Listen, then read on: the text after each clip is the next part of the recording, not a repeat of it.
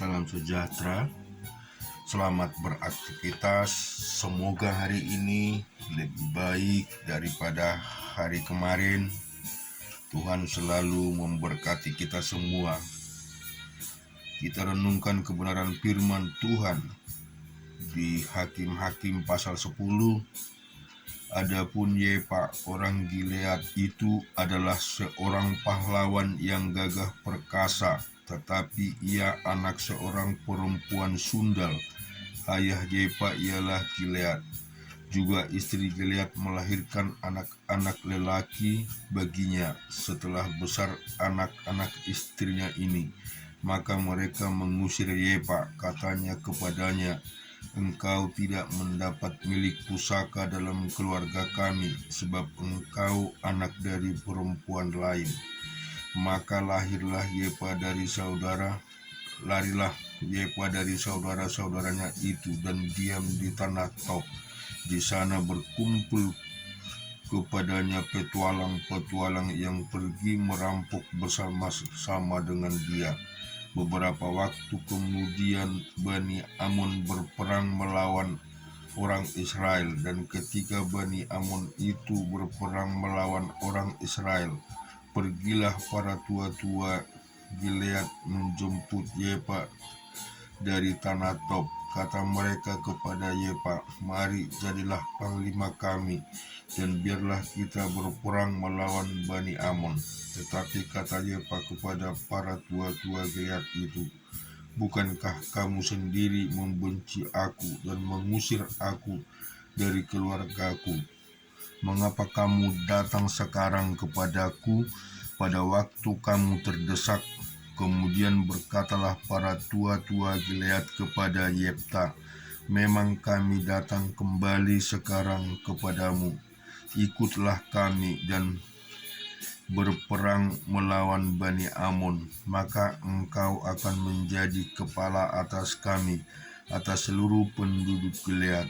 Kata Yefta kepada para tua-tua Gilead itu, "Jadi jika kamu membawa aku kembali untuk berperang melawan Bani Amon, dan Tuhan menyerahkan mereka kepadaku, maka akulah yang akan menjadi kepala atas kamu."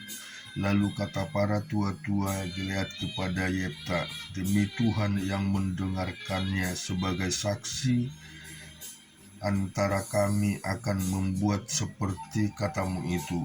Maka Yefta ikut dengan para tua-tua Gilead. Lalu bangsa itu mengangkat dia menjadi kepala dan panglima mereka. Tetapi Yefta membawa seluruh perkaranya itu ke hadapan Tuhan di Mispa. Kemudian Yefta mengirim utusan kepada Raja Bani Amon dengan pesan, "Apakah urusanmu dengan aku sehingga engkau mendatangi aku untuk memerangi negeriku?" Jawab Raja Bani Amon kepada utusan Yefta, "Orang Israel ketika berjalan keluar dari Mesir telah merampas tanahku dari sungai Arnon sampai ke sungai Yabok dan sampai ke sungai Yordan. Maka sekarang kembalilah semua itu dengan jalan damai." Lalu Yefta mengirim pula utusan kepada Raja Bani Amon dengan pesan, "Beginilah kata Yefta, orang Israel tidak merampas tanah orang Moab atau tanah Bani Amon, sebab ketika berjalan keluar dari Mesir, orang Israel melalui padang gurun sampai ke laut Teberau dan tiba di Kades. Ketika itu orang Israel mengirim utusan kepada raja negeri Edom dengan permintaan, 'Izinkanlah kami berjalan melalui negerimu ini.' Tapi raja negeri Edom tidak mau mendengar. Mereka mengirim juga utusan kepada raja negeri Moab, tetapi raja ini menolak. Maka orang Israel tinggal di Kades. Kemudian mereka berjalan melalui padang gurun, menempuh jalan keliling tanah Edom dan tanah Moab, lalu sampai ke sebelah timur tanah Moab. Maka berkemalah mereka di seberang sungai Arnon dengan tidak masuk daerah Moab. sebab sungai Arnon itu adalah batas daerah Moab. Lalu orang Israel mengirim utusan kepada Sihon, raja orang Amori, raja di Kesibon, dan orang Israel meminta padanya, "Izinkanlah kiranya kami berjalan melalui negerimu ini sampai ke tempat yang kami tuju." Tetapi Sihon tidak percaya kepada orang Israel yang hendak berjalan melalui daerahnya itu. Maka dikumpulkannya seluruh rakyatnya. Ia berkemah di Yuhas lalu berperang melawan orang Israel. Tetapi Tuhan Allah Israel menyerahkan Sihon dengan seluruh rakyatnya ke dalam tangan orang Israel, dan mereka dikalahkan sehingga orang Israel menduduki seluruh negeri kepunyaan orang Amori, penduduk negeri itu. Demikian dimiliki orang Israel seluruh daerah orang Amori itu, dan sungai Arnon sampai ke sungai Yabok, dan dari padang gurun sampai ke sungai Yordan. Maka sekarang Tuhan Allah Israel telah merebut milik orang Amori bagi Israel, umatnya. Apakah engkau hendak memiliki pula tanah mereka itu? Bukankah engkau akan memiliki apa yang diberikan oleh Kamos Allahmu? Demikian kami memiliki segala yang direbut bagi kami oleh Tuhan Allah kami. Lagi pula, apakah engkau lebih baik dari Balak bin Zippor, raja Moab? Pernahkah ia menuntut hak kepada orang Israel, atau pernahkah ia berperang melawan mereka? Ketika orang Israel diam di Hesbon dengan segala anak kotanya, dan Arur dengan segala anak kotanya, dan di segala kota sepanjang kedua tepi sungai Arnon selama 300 tahun, mengapa pada waktu itu engkau tidak melepaskan kota-kota itu? Jadi aku tidak bersalah terhadap engkau, tetapi engkau berbuat jahat terhadap aku dengan berperang melawan aku. Tuhan hakim itu, dialah yang menjadi hakim pada hari ini antara orang Israel dan Bani Amon. Tetapi Raja Bani Amon tidak mendengar perkataan yang disampaikan kepadanya oleh utusan-utusan Yefta. Lalu roh Tuhan menghinggapi Yefta. Ia berjalan melalui daerah Gilead dan daerah Manase, kemudian melalui Mispa di Gilead, dan dari Mispa di Gilead ia berjalan terus ke daerah Bani Amon. Lalu bernasarlah Yefta kepada Tuhan, katanya, "Jika engkau sungguh-sungguh menyerahkan Bani Amon itu kepada tanganku, maka apa yang keluar dari pintu rumahku untuk menemui aku pada waktu aku kembali dengan selamat dari Bani Arnon itu akan menjadi kepunyaan Tuhan, dan aku akan mempersembahkan sebagai korban bakaran." Kemudian Yefta berjalan terus untuk berperang melawan Bani Amon, dan Tuhan menyerahkan mereka ke dalam tangannya. Ia menimbulkan kekalahan yang amat besar di antara mereka, mulai dari Arur sampai dekat Minit, 20 kota banyaknya, dan sampai ke Abel Keramin, sehingga Bani Amon itu ditundukkan di depan orang Israel. Ketika Yefta pulang di Mispa ke rumahnya, tampaklah anaknya perempuan keluar menyongsong dia dengan memukul rebana serta menari-nari. Dialah anaknya yang tunggal, selain dari dia tidak ada anak laki-laki atau perempuan. Demi dilihatnya dia, dikoyakkannyalah bajunya sambil berkata, "Ah anakku, engkau membuat hatiku hancur lulu, dan engkaulah yang mencelakakan aku. Aku telah membuka mulutku bernasar kepada Tuhan, dan tidak dapat aku mundur." Tetapi jawabnya kepadanya, "Bapa, jika engkau telah membuka mulutmu bernasar kepada Tuhan, maka perbuatlah kepadaku sesuai dengan nasar yang kau ucapkan itu." karena Tuhan telah mengadakan bagimu pembalasan terhadap musuhmu, yakni Bani Amon itu. Lagi katanya kepada ayahnya, hanya izinkanlah aku melakukan hal ini. Berilah keleluasaan kepadaku 2 bulan lamanya, supaya aku pergi mengembara ke pegunungan dan menangisi kegadisanku bersama-sama dengan teman-temanku. Jawab Yefta, pergilah, dan ia membiarkan dia pergi 2 bulan lamanya. Maka pergilah gadis itu bersama-sama dengan teman-temannya menangisi kegadisannya di pegunungan.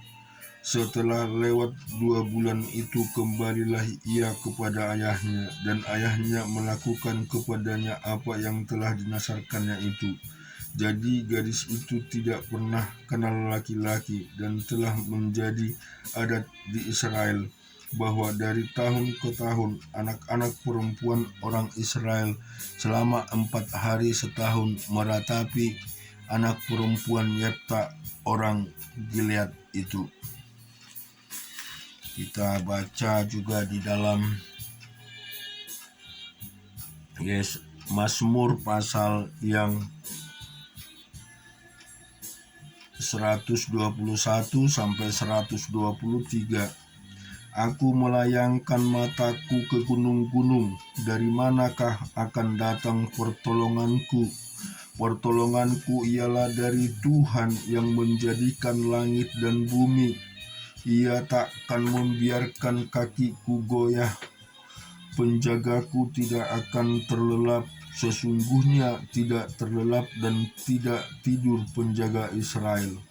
Tuhanlah penjagamu, Tuhanlah naunganmu di sebelah tangan kananmu. Matahari tidak menyakiti engkau pada waktu siang atau bulan pada waktu malam. Tuhan adalah penjaga engkau terhadap segala kecelakaan. Ia akan menjaga nyawamu. Tuhan akan menjaga keluar masukmu, dan sekarang sampai selama-lamanya. Aku bersuka cita ketika dikatakan orang kepadaku, mari kita pergi ke rumah Tuhan.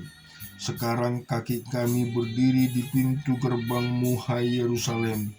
Hai Yerusalem yang telah didirikan sebagai kota yang bersumbang rapat, kemana suku-suku berziarah, yakni suku-suku Tuhan untuk bersyukur kepada nama Tuhan, sesuai dengan peraturan bagi Israel. Sebab di sanalah ditaruh kursi-kursi pengadilan, kursi-kursi milik keluarga Raja Daud. Berdoalah untuk kesejahteraan Yerusalem. Biarlah orang-orang yang mencintai mendapat sentosa. Biarlah kesejahteraan ada di lingkungan tembokmu, dan sentosa di dalam purimu. Oleh karena saudara-saudaraku dan teman-temanku, aku hendak mengucapkan semoga kesejahteraan ada di dalammu. Oleh karena rumah Tuhan Allah kita, aku hendak mencari kebaikan bagimu. Kepadamu aku melayangkan mataku, ya engkau yang bersemayam di surga. Lihat seperti mata para hamba laki-laki memandang kepada tangan tuannya, seperti mata hamba perempuan memandang kepada tangan nyonyanya. Demikian mata kita memandang kepada Tuhan Allah kita, sampai Ia mengasihi kita. Kasihanilah kami ya Tuhan, kasihanilah kami, sebab kami sudah cukup kenyang dengan penghinaan. Jiwa kami sudah cukup kenyang dengan olok-olok orang-orang yang merasa aman dengan penghinaan, orang-orang yang sombong. Jikalau bukan Tuhan yang memihak kepada kita, biarlah Israel berkata demikian. Jikalau bukan Tuhan yang memihak kepada kita, ketika manusia bangkit melawan kita, maka mereka telah menelan kita hidup-hidup. Ketika amarah mereka menyala-nyala terhadap kita, maka air telah menghanyutkan kita, dan sungai telah mengalir melingkupi diri kita, maka telah mengalir melingkupi diri kita air yang meluap-luap itu. Terpujilah Tuhan yang tidak menyerahkan kita menjadi bangsa bagi gigi mereka. Jiwa kita terluput seperti burung, dan jerat menangkap burung. Jerat itu telah putus dan kita pun terluput. Pertolongan kita adalah dalam nama Tuhan yang menjadikan langit dan bumi. Kita juga akan renungkan kebenaran firman Tuhan di dalam Yesaya pasal yang ke-6. Dalam tahun matinya Raja Uzia, aku melihat Tuhan duduk di atas tahta yang tinggi dan menjulang, dan ujung jubahnya memenuhi bait suci. Para serafim berdiri di sebelah atasnya, masing-masing mempunyai 6 sayap. 2 sayap dipakai untuk menutupi muka mereka, 2 sayap dipakai untuk menutupi kaki mereka, dan 2 sayap dipakai untuk melayang-layang. Dan mereka berseru seorang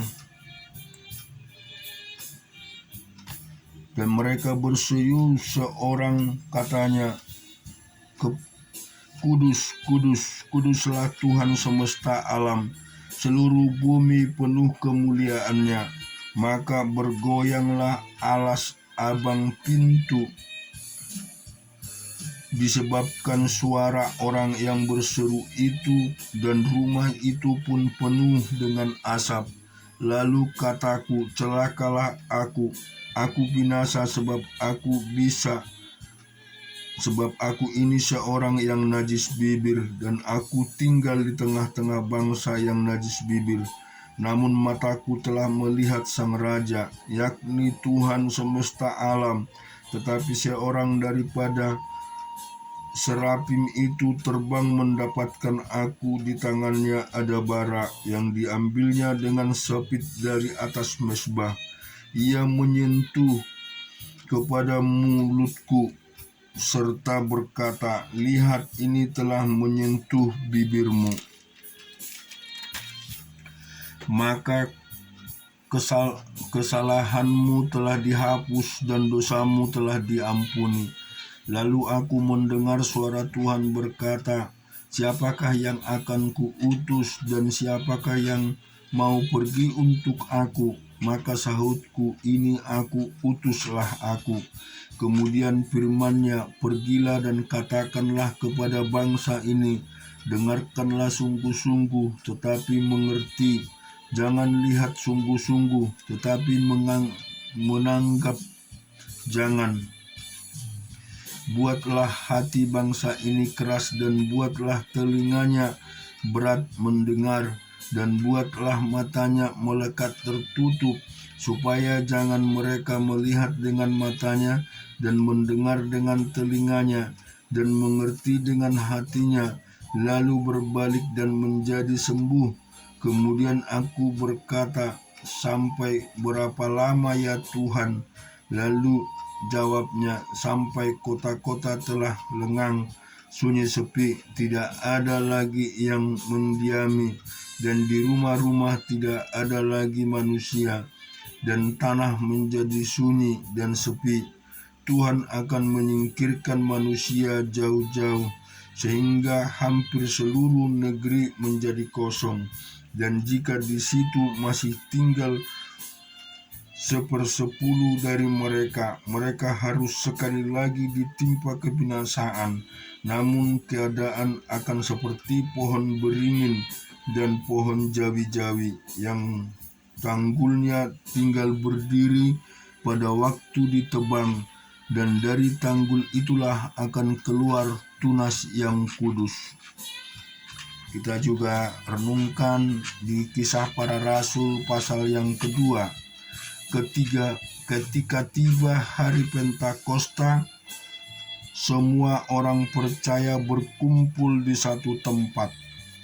Tiba-tiba turunlah dari langit satu bunyi seperti tiupan angin deras yang memenuhi seluruh rumah di mana mereka duduk.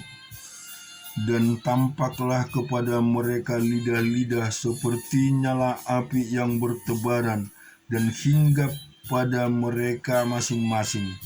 Maka penuhlah mereka dengan Roh Kudus, lalu mereka mulai berkata-kata dalam bahasa-bahasa lain seperti yang diberikan oleh Roh itu kepada mereka untuk mengatakannya. Waktu itu di Yerusalem diam orang-orang Yahudi yang saleh dari segala bangsa di bawah kolong langit. Ketika turun bunyi itu, berkerumunlah orang banyak. Mereka bingung karena mereka masing-masing mendengar rasul-rasul itu berkata-kata dalam bahasa mereka sendiri. Mereka semua tercengang-cengang dan heran, lalu berkata, "Bukankah mereka yang berkata-kata itu orang Galilea?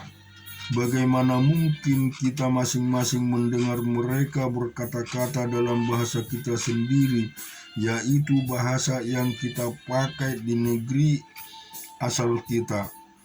Kita orang Patria, Media, Alam, penduduk Mesopotamia, Yudea dan Kapadokia, Pontus dan Asia, Frigia dan Pamilia, Mesir dan daerah-daerah Libya yang berdekatan dengan Kirene, pendatang-pendatang dari Roma, baik orang Yahudi maupun penganut agama Yahudi, orang Kerta dan orang-orang Arab.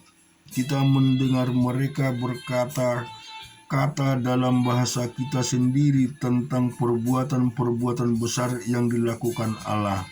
Mereka semua tercengang-cengang dan sangat termangu-mangu sambil berkata seorang kepada yang lain, "Apakah artinya ini?" Tetapi orang lain menyindir mereka sedang mabuk oleh anggur manis. Maka bangkitlah Petrus berdiri dengan 11 rasul itu, dan dengan suara nyaring ia berkata kepada mereka, "Hai kamu orang Yahudi, kamu semua yang tinggal di Yerusalem, ketahuilah dan camkanlah perkataan ini. Orang-orang ini tidak mabuk seperti yang kamu sangka, karena hari baru pukul 9. Tetapi itulah yang difirmankan Allah dengan perantaraan Nabi Yoel. Aku akan terjadi pada hari-hari terakhir. Demikian firman Allah, bahwa aku akan mencurahkan rohku ke atas semua manusia. Maka anak-anakmu laki-laki dan perempuan akan bernubuat, dan teruna-teruna akan mendapat penglihatan-penglihatan, dan orang-orangmu yang tua akan mendapat mimpi. Juga ke atas hamba-hambaku, laki-laki dan perempuan, akan kucurahkan rohku pada hari-hari itu, dan mereka akan bernubuat. Dan aku akan mengadakan mukjizat-mukjizat di atas, di langit, dan tanda-tanda di bawah, di bumi, darah dan api, dan gumpalan-gumpalan asap. Matahari akan berubah menjadi gelap gulita, dan bulan menjadi darah, sebelum datangnya hari Tuhan, hari yang besar dan mulia itu. Dan barang siapa yang berseru kepada nama Tuhan akan diselamatkan. Hai orang-orang Israel, dengarlah perkataan ini. Yang aku maksudkan ialah Yesus dari Nazaret, seorang yang telah ditentukan Allah dan yang dinyatakan kepadamu dengan kekuatan-kekuatan dan mukjizat-mukjizat dan tanda-tanda yang dilakukan oleh Allah dengan perantaraan Dia di tengah-tengah kamu, seperti yang kamu tahu. Dia yang diserahkan Allah menurut maksud dan rencananya telah kamu salibkan dan kamu bunuh oleh tangan bangsa-bangsa durhaka, tetapi Allah membangkitkan dia dengan melepaskan dia dari sengsara maut, karena tidak mungkin ia tetap berada dalam kuasa maut itu. Sebab Daud berkata tentang dia, "Aku senantiasa memandang kepada Tuhan, karena ia berdiri di sebelah kananku. Aku tidak goyah, sebab itu hatiku bersukacita dan jiwaku bersorak-sorak. Bahkan tubuhku akan diam dengan tentram, sebab Engkau tidak menyerahkan aku kepada dunia orang mati, dan tidak membiarkan orang kudus-Mu melihat kebinasaan. Engkau memberitahukan kepadaku jalan kehidupan.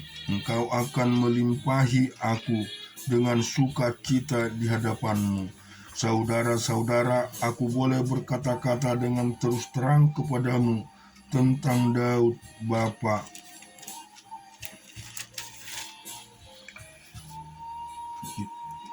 kita. Ia telah mati dan dikuburkan, dan kuburannya masih ada pada kita sampai hari ini.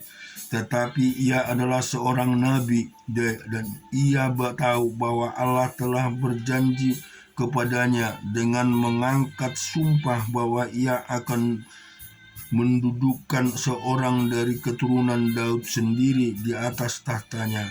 Karena itu ia telah melihat ke depan dan telah berbicara tentang kebangkitan Mesias, ketika ia mengatakan bahwa dia tidak tinggalkan di dalam dunia orang mati, dan bahwa dagingnya tidak mengalami kebinasaan.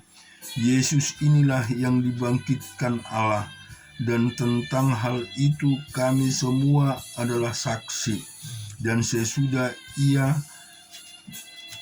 ditinggal oleh tangan kanan Allah dan menerima Roh Kudus yang dijanjikan itu, maka dicurahkannya apa yang kamu lihat dan dengar di sini. Sebab bukan Daud yang naik ke surga, malahan Daud sendiri berkata, "Tuhan telah berfirman kepada Tuanku, duduklah di sebelah kananku sampai kubuat musuh-musuhmu menjadi tumpuan kakimu." Jadi seluruh kaum Israel harus tahu dengan pasti bahwa Allah telah membuat Yesus yang kamu salibkan itu menjadi Tuhan dan Kristus. Ketika mereka mendengar hal itu, mereka sangat terharu.